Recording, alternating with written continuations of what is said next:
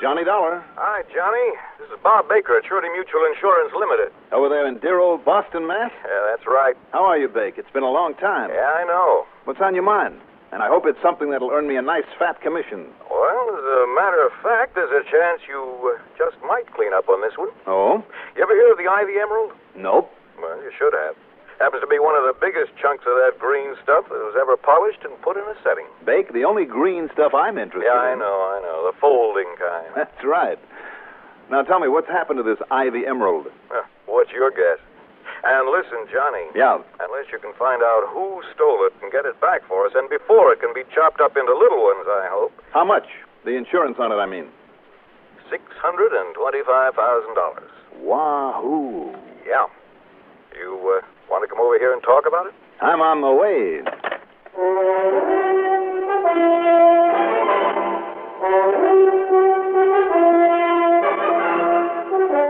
The CBS Radio Network brings you Mandel, Kramer in the exciting adventures of the man with the action-packed expense account, America's fabulous freelance insurance investigator. Yours truly, Johnny Dollar.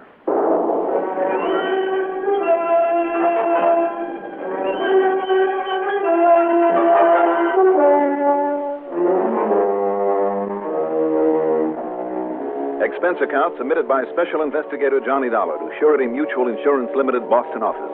Following is an account of expenses incurred during my investigation of the Ivy Emerald matter.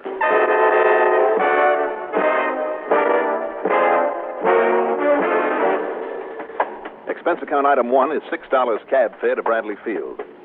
Item 2, $10.90 plane fare. After landing at Logan International, item 3 is $2.25 for a taxi into Bob Baker's office on Boylston Street. Sit down, Johnny. I'll tell you what I know. Okay, Bake, go ahead. Well, first of all, I'm surprised you weren't familiar with that Ivy Emerald. It was all over the magazine, picture magazine, a couple of years ago. You know, when some big Middle Eastern potentate tried to pry it loose from our client. What's the name of the client, Bake? Mrs. Oscar B. Sterlingwaite. Emily Sterlingwaite, a rich old widow lady. Mm-hmm. And why the name Ivy Emerald? Because of the mounting. It's a brooch of solid gold in the shape of a Boston ivy. I see. Old Emily has a collection, mostly of diamonds worth literally millions. Only the emerald was taken, however. Taken from where, Bake? A wall safe in her home, where she put it last night after wearing it to some charity ball. Mm-hmm. Was it a nitro job? No. It was opened in the usual, proper fashion, by means of a dial. And her diamond collection was also in that safe? No, only paste copies of some of the diamond stuff for casual wear. Ordinarily, she keeps her important jewelry in a bank vault. But having worn this piece the night before... I see. In other words, whoever took it either knew beforehand the diamonds were only paste, or simply recognized them as such, and that's the reason he didn't bother with them. Right. Well, the chances are then he's an expert. Right. Who else knows the combination of the safe? Well, she's the only one. You sure of that? Well, she swears to it. If she were to die without telling it to somebody else, the only way to get in would be to blast. Apparently somebody has. So she isn't the only one who knows the combination. Oh, yeah, I see what you mean. But she's absolutely certain she's never told it to anyone. A good stethoscope will pick up the sound of the tumblers dropping, Dick. No. This box has an oil-dampened movement, the quietest type there is. Made especially for her by the Darlington Safe Company right here in Boston. Darlington? Well, maybe that's the answer. Oh? How do you mean? Let me have her address, will you, Bake? Oh, sure. But what did you mean about maybe that's the answer? Do you know old man Darlington? Nope, never heard of him before, or his company. Yeah, well, I do know him. And if you think that Darlington, who personally codes all the boxes they put out, would be the only one with access to the records of the combinations that he sold, if you think that he could possibly... Bake, my boy, let's wait and see.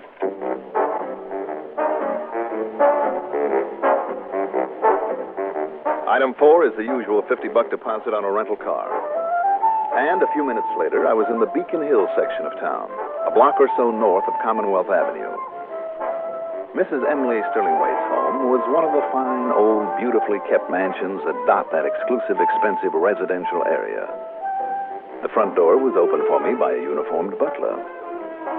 Since Bob had phoned to her that I'd be along, she was waiting for me in the mahogany-paneled library. Because it's in here that I have the wall safe, Mr. Dollar, cleverly hidden behind a movable panel. May I see it, Mrs. Sterling-Waite? Of course you may. It's right over here. Do you see I pressed against the molding here? Mm-hmm. And here? Mm-hmm. And the panel slides away. And here is the safe. Oh, that is well hidden. Mr. Darlington himself supervised the installation of it a long time ago when he and I were quite young and he was calling on me. Oh? But then, of course, I married Oscar. I see. Yes, Harry Darlington, dear boy, was one of my most faithful admirers.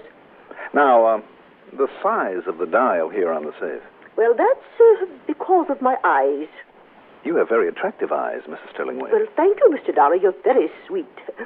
They've always been one of my better points, even as a young girl. The only trouble is I don't see very well. I never have. And that's why Harry, bless his understanding heart, made the dial so large for me. I don't usually tell that to people, though. I'll never mention it to a soul. Oh, thank you. Now, who else knows about the safe in here? Since Oscar died, no one but myself and, of course, Hendricks. Hendricks? The butler. The butler? Hmm?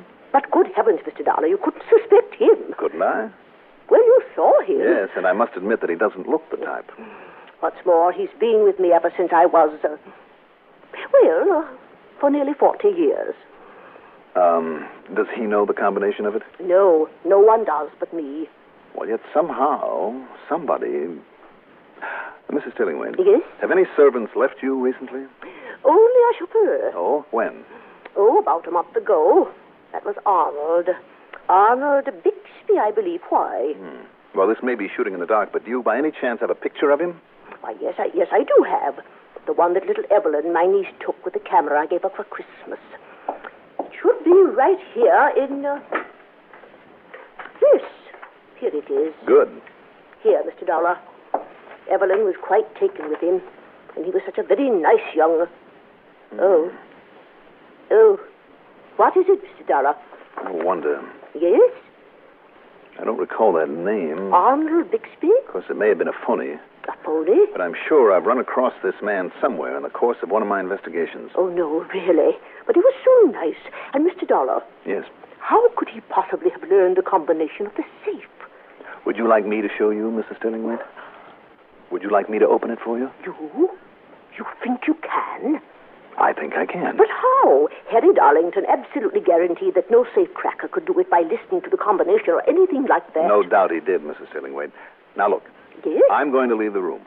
While I'm out, with those big double doors closed behind me, you open the safe. Will you do that, please? Very well, if you like. All right, then. I'll leave you alone.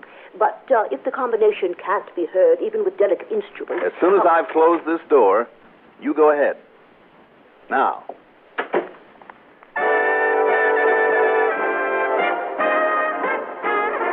I waited outside the door then for perhaps a minute, maybe less than a minute. Then... Mr. Dollar? It's open now, Mr. Dollar. Good. What? I said good. Oh, Now close it again and give the dial a couple of extra spins. very well. There. It's closed and locked again. All right. And you really think you can open it now? I'm sure of it. Let's see now. 2 right to 36. How did you know? Oh, this is a quiet one. Now, 3 left. Stop on 14. You're right. There we are. Now, 1 full turn past 14 to... Yes, there we are. Wide open. But I don't understand. This oversized dial and the big numbers on it. Even so... There's a crack between those doors nearly a quarter of an inch wide, and you stood away from this, Mrs. Sterling-Waite, a full arm's length. Because of my poor eyesight. I could have seen how you turned this dial from nearly twice that distance. I see. So that chauffeur, or anybody else in this house, could have learned the combination just as easily as I did. Arnold Bixby, you said. Yes, but now he's gone, and I don't know where. And if he is the one, Mr. Dollar... Well, it's only a guess. But it happened last night. And if he was smart enough to have done what you did, With all the aeroplanes and things these days, oh dear, he could be far, far away. Or if he's real smart, he'll stick around long enough to have the emerald taken out of its mounting and broken up. That beautiful stone. Carefully done by an expert who would only do enough to destroy its identity without fracturing the main body of the gem. To break up that lovely... Mrs. Stillingwaite. Yes. You have notified the police, haven't you? Yes, there's a fine, handsome young Sergeant Willoughby in charge. Good. And the first thing for me to do is... No, maybe I have a better idea. Let's see now. 3 possibilities so far. As always, in a case of this kind, Mrs. Stillingwaite herself. Of course, there was nothing to indicate that she was the type to use a trick like that. Second, of course, was the ex-chauffeur whose picture was familiar to me, but only vaguely so. And from where? He might have to find out more about. And finally, there was Darlington. But then in the office of his little safe company, when I met Mrs. Stillingwaite's dear Harry Darlington, well, I'm afraid any suspicion of him promptly vanished into thin air. His honest distress couldn't possibly have been faked. Oh, just terrible, Mr. Dollar. Just terrible. She always loved her jewels so much, you know. And especially the emerald. Oh, and to think that one of my own safes made with such loving care betrayed her trust in me, in spite of my devotion to her over all these years. Oh, dear, I fear that I shall never be able to face up to her again. Poor, dear, sweet little girl. I've let her down. She'll never forgive me. Now, Mr. Darlington, from what she told me about you and her feelings about you, I think she would like nothing better than to have you right there to comfort her. You really think so, Mr. Dollar? You think she'd be willing to see me again after this? I do indeed. Why don't you call her up and see? Yes, I shall. But first... If I can be of some small comfort to Emily... But first, Mr. Darlington, I want you to take a good look at this picture. Yes? Picture of this chauffeur she had. This man? Emily's chauffeur? You know him? Well, he was employed here in my plant for a while, almost a year ago. His name was Roger Gove. Roger Gove? Then it would appear that Arnold Bixby was merely an alias. What's that? Oh, nothing. I'm sorry. Go on, please. Well, he was only a truck driver and a loader, but I just didn't like him. I'm a splendid judge of character, you see. Oh, I'm sure you are. Yes. And when I found him here in my private office one day, when I'd stepped out for a minute, Wait just one moment. That safe, there in the corner. Yes, sir. Is that by any chance where you keep a record of combinations of other safes that you have built over the years? Yeah. Yes, it is. Well, then that's where he got it. But he could only have been in here a minute or so. For a man who knew what he was after, that could have been long enough. Thank you, Mr. Darlington. Thank you very much. But wait. Yes? The safe was locked when he was in here. You sure of that? I'm quite sure. Only quite sure. So maybe that's the way he found out. Maybe it was the same way I did. At any rate, I think he's our man. Well, now, Mr. Dollar... I'll see you later. As for what happened next, the way things just kind of fell into place, well, you can call it coincidence if you like, but it wasn't. No, it was simply a matter of knowing which way to turn. In this case, it was to an old friend, an ex-convict, an ex-crook who knows more about the ways, the methods, the denizens of the underworld than anybody I've ever run across, simply because he was a part of that underworld at one time. Item 5, 10 cents for a phone call to Smokey Sullivan.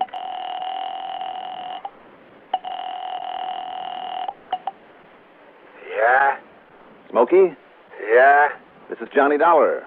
Oh, Johnny. How are you, Johnny? I'm fine, Smokey, just fine. Tell me, you still an undercover man for the Boston Fire Department? Yeah. You know something, Johnny? What? Since they've been letting me help them out, They got practically no more set fires around here. Oh, good boy. Listen, Smokey. No, Johnny, you listen. Hmm? I've been trying to get you on the phone all day. I've been trying. Oh, well, I'm right here in Boston. You mean on account of the emerald? Yes. The Ivy Emerald. Yeah, well, that's why I've been trying to call you. Oh, that's great, Smokey. I knew this hunch of mine would pay off. Yeah, I knew they'd get you in on it on account of the insurance. You know where it is? No, Johnny. But you know who took it? No. No. Well, then what about it, Smokey? Well, maybe I got a good lead for you. Sit tight, Smokey. I'll be right over.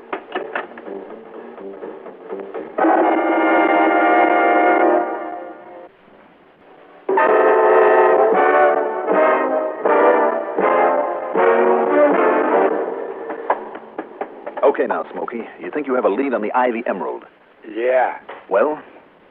Well, Johnny, about 5 blocks from here, there's a man who lives that used to be a fence back in Chicago. Uh-huh. Yeah, his name is Bildo.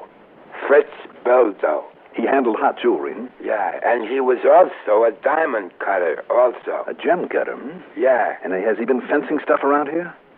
No, Johnny, I don't know what he lives on.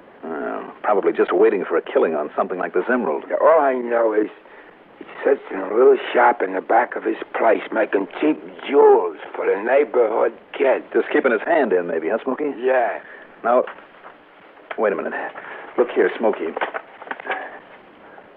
Is this the man? Oh, no, Johnny. You don't know who that is? Who is it, Smokey? It's Manny Breed. Breed? Don't you know? Manny's the best jewel heist this side of the state climbed. Then it's no wonder he'd go for the Ivy Emerald. And of course, it all ties up his job with the safe company under one name, his acting as chauffeur to Mr. Sterling Wade under another, and with this Bildo here to break it up for him. Sure. You think Manny took it, Johnny? Well, don't you, Smokey? Where is he? I didn't even know he was here. All right, then. Our job is to find him. Tell me, what do you know about this gem cutter, this Bildo? Oh, well, you see, it was on account of the pile of trash around Bildo's place that I started watching him. Pile of trash? Yeah, the way I seen it piled up before when somebody's maybe figuring to have an accidental fire to collect the insurance. Oh, yeah. Well, go on. Well, when I found out who it was, Fritz Bildo... Yes? Go on. So last night, I phoned my contact on the arson squad. That's Tommy Winkler. Oh, sure. I know Lieutenant Winkler. I know him very well. Go ahead, Smokey. So I told Tommy Winkler to better check up on Bildo. All right, so you told Lieutenant Winkler. What about the emerald? Oh, yeah. Yeah. Yeah, well, about 3 a.m. this morning, I took another look at Bildo's place, and the car he had a light on. And there he was, in his shop at the back. Yeah? But when he seen me looking in the window, he kind of quick shoved something in the corner. The emerald? And he quick turned off the light. Smokey. And he pulled down the shade so I or nobody else could see it Smokey, again. what did you see? Was it the emerald? No, Johnny. Well, what was it then? It was just a big gold setting, like a brooch, like a leaf, an ivy leaf. That ties it then, Smokey. Manny Breed took the stone to him to break it up. And if Bildo still has it there... Come on, Smokey, let's go. Yeah.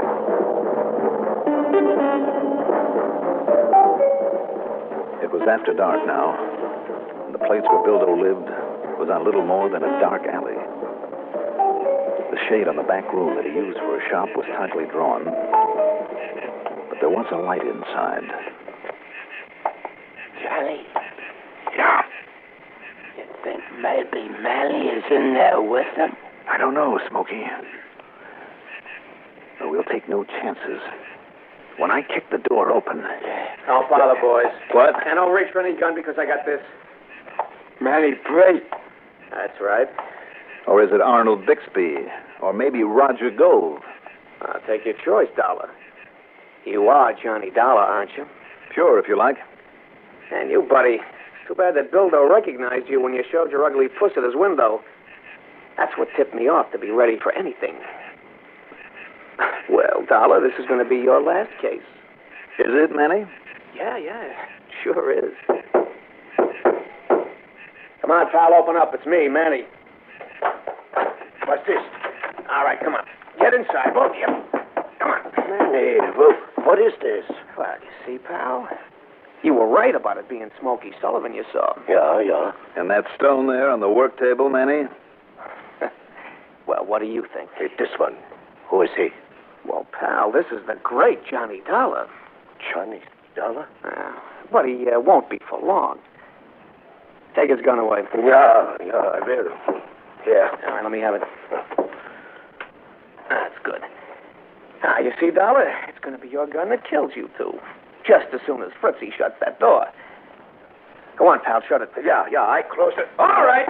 Nobody moves. What the? It's Tommy Winkler. Watch him, Tommy.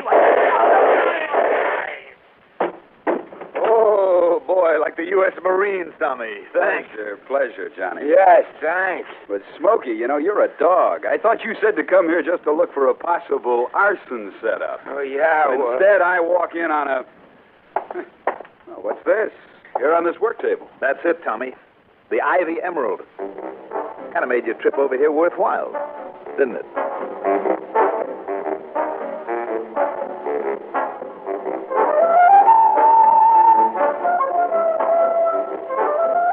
So, the emerald's back, and all's right with the world.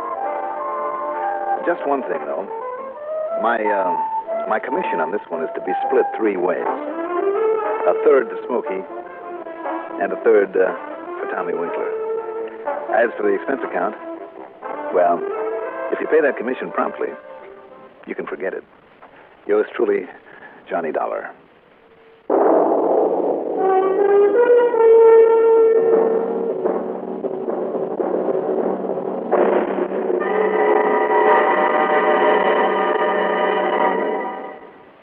Now, here's our star to tell you about next week's story.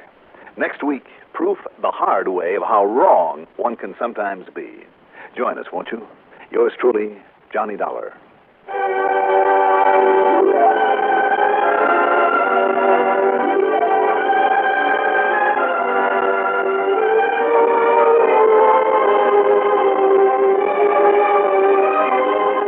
Yours truly, Johnny Dollar, is written by Jack Johnstone, produced and directed by Bruno Zerato Jr. Music supervision by Ethel Huber. Johnny Dollar is played by Mandel Kramer. Also featured in the cast were Abby Lewis as Emily Sterling-Waite, Lawson Zerby as Harry Darlington, Joseph Julian as Smokey Sullivan, William Griffiths as Bob Baker, Jack Grimes as Manny Breed, Sam Gray as Fritz Bildo, and William Mason as Lieutenant Tommy Winkler. Be sure to join us next week, same time, same station, for another exciting story of yours truly, Johnny Dollar. This is Warren Sweeney speaking.